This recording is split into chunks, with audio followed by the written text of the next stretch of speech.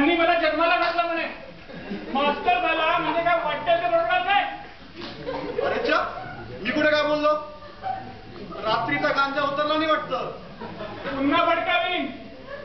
मास्तर म्हणवता आणि खोटं बोलतात आणि गावातली पोरं आम्ही तुमच्या ताब्यात द्यायची का काय? अहो, पांडुरंगाच्या पायाची शपथ घेऊन सांगतो, तुम्हाला जन्म देण्याचं काम मी कशाला करीन? अहो, शाळेत भज्जी शिकवण्याकरता तुमचं नाव घेतो आम्ही. पण मी माझ्या कानाने ऐकलंय तुम्हाला मी जन्माला घातलं म्हणताना. तुम्ही मला जन्माला घातलं?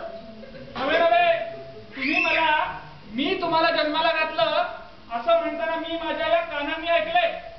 पाहिजे तर या लोकांना विचारा.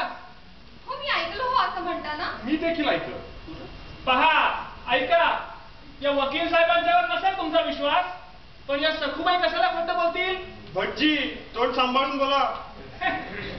अरे, कान फुटले का तुमचे? अहो शेठजी, माझे कान कशाला फुटतील? अहो, तुमचे कानच काय, डोकं का फुटना? आम्हाला काय त्याचं सोयरं सुचत?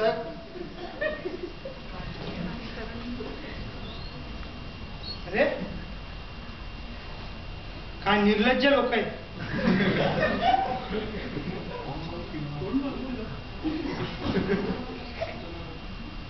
अरे, लक्ष आहे की नाही तुमचं? माणसं आजची जनावर. हे बघा डॉक्टरीन बाई, तुम्ही पुन्हा चुमडेपणा केला. अहो, आम्हाला जनावर म्हणायचं तुम्हाला काय अधिकार? मी आता मला काय जनावर ओळखता येत नाही. जनावरांची डॉक्टर आहे मी, आणि जनावर काय तुमच्या की देवळात येऊन गाढवपणा करत नाही. का शेठजी, काय खरं बोलल्या डॉक्टरीन बाई? अहो, भर सार्वजनिक ठिकाणी हे डॉक्टरीन बाई आम्हाला गाढव म्हणाल्या. अब्रू नुकसान फिर्याद ठोकणारी यांच्यावर. तुमची साक्ष गाडी. अहो, कोणाला धमकी देता वकील साहेब? मला? अहो, गाढव म्हटल्यानं आबरू गेली गाढवाची, तुमची नाही. हो भटजी, आरती आणा इकडे आणि प्रसाद वाटा. घरी जायला उशीर होतोय. जाऊ दे त्यांना. घरी जाऊन सुनेला छळायचंय. कोण म्हटलं हे? डॉक्टरेट बाई तुम्ही? हो, मी ऐकलं, तुम्हीच. अहो, चांगला पुरुषाचा आवाज होता. मी देखील ऐकलं. पांडुरंगाच्या पायाची शपथ घेऊन सांगते, मी कशाला बोलले? अहो, देवळात तरी नका विटाळूची. का आलेत माझे? सुप नाही. आणि छळ केला तो माझ्या सुनेचा करते ना, तुमचा तर नाही करी. अहो काकू, भांडू नका. अहो, 4 घटका शांती मिळावी म्हणून देवळात यायचं.